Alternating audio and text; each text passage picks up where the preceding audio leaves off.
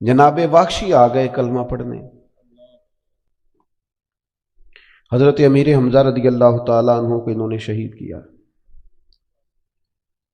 اور وہ شہادت اتنی دردناک ہے کہ نبی کریم علیہ السلام نے گویا سب سے زیادہ آنسو ہی شاید اس وقت بہائے ہوں جب حضرت امیر حمزہ کی شہادت ہوئی، اور وہ دردناک ہے.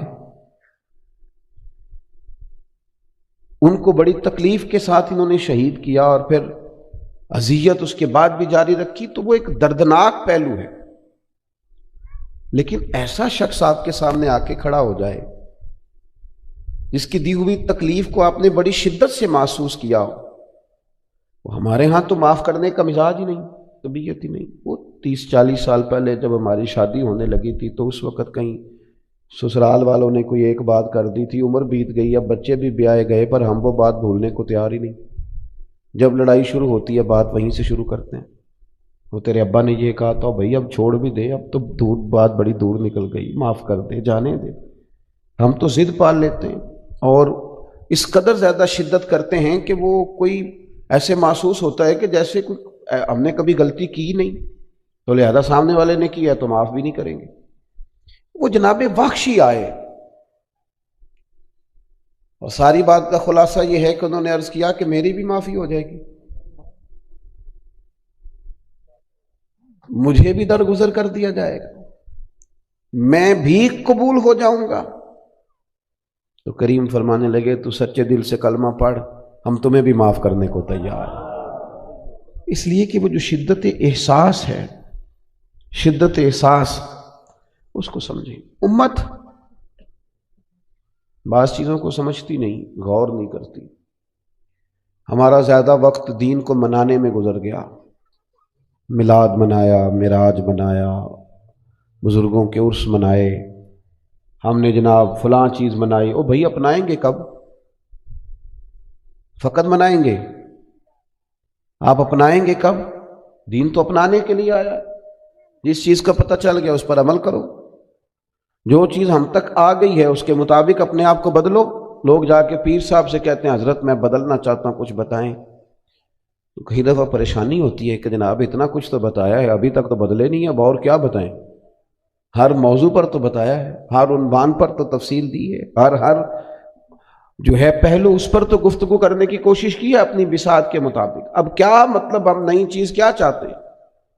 شرط یہ ہے کہ ہم اس احساس کو محسوس کریں. آپ صحابہ کرام علیہم رضوان کو کبھی دیکھیں نا، تو جس احساس کی شدت کے ساتھ حضور انہیں دین بتاتے تھے، اسی شدت کے ساتھ، احساس کی شدت کے ساتھ وہ قبول کرتے تھے اور اس پر عمل کرتے تھے، اسی توانائی کے ساتھ، اسی انداز کے ساتھ.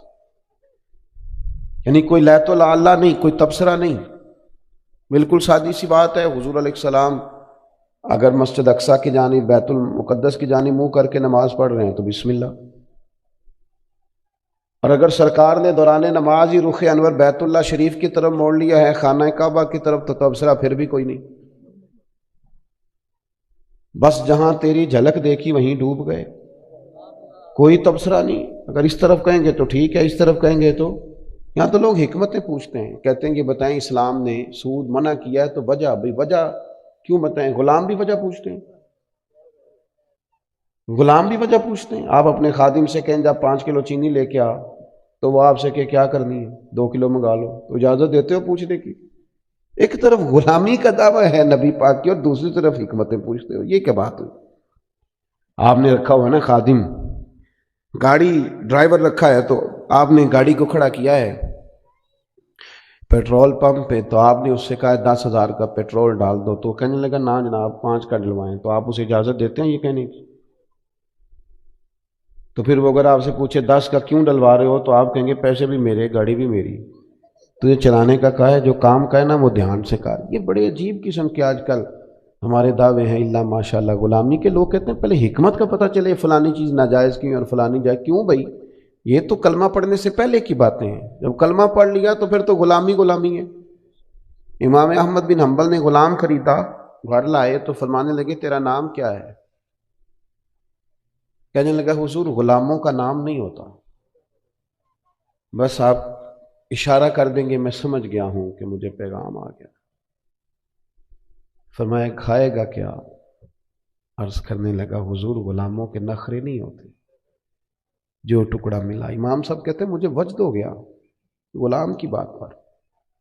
मैंने कहा ये कमरे हैं, कोई पसंद कर ले, कहाँ रहोगे? तो कहने लगा हुजूर जहाँ आपने कहना है सो जा, चुप करके सो जाऊंगा। सानू कैद सज्जन दा गहना है, वो जिंज रखे ऐसा उंज रहना है। गुलाम और कहानियां और बातें, जिस शिद्दत एहसास के साथ हुजूर ने तबलीग फरमाई, उसी एहसास की शिद्दत के साथ सहाबा ने अमल किया। नबी करीम खुतबा इरशाद फरमा रहे हैं जुमे का, एक सहाबी खड़े हो गए तो करीम ने फरमाया बैठ जाओ। बड़ी सादी सी बात थी, आम सी बात थी। एक शख्स खड़ा हो गया, हुजूर फरमाने लगे बैठ जाओ। एक सहाबी गली में थे, उनके कान में आवाज आई बैठ जाओ, वहीं बैठ गए। एक बनु गनम में थे, अभी कबीला बनु गनम के करीब, उनके कानों में आवाज आई बैठ जाओ, तो वो वहीं बैठ गए। कोई किसी जगह थे, उनके कानों में आवाज आई तो बैठ गए। तकमील नमाज पर हुजूर ने फरमाया आप कहाँ थे, आप कहाँ थे, आप कहाँ थे? अर्ज करने लगे या रसूल अल्लाह सल्लल्लाहु तआला अलैहि वसल्लम, आपने फरमाया बैठ जाओ तो बैठ गए, फरमाया बैठ जाओ तो बैठ गए। तो हुजूर फरमाने लगे ना आपसे कहा, ना आपसे कहा, ना आप, मैंने तो फलां से कहा था।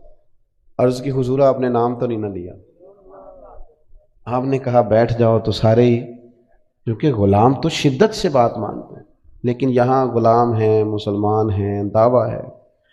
और जब बारी अमल की आती है तो फिर कमज़ोरी है, पिलपिलापन है, लहजों में लफ्ज़ों के अंदर सुस्ती है, गफलत है। और बात करते हैं तो वो उसमें ये है कि कर लेंगे, शुरू करने लगे हैं, आप दुआ करें, बस इरादा मेरा भी बन गया है, थोड़ा ही टाइम रह गया है, बच्चों की शादी हो जाए। ये गुलामी नहीं, गुलामों का ये मिजाज नहीं है। जैसा कि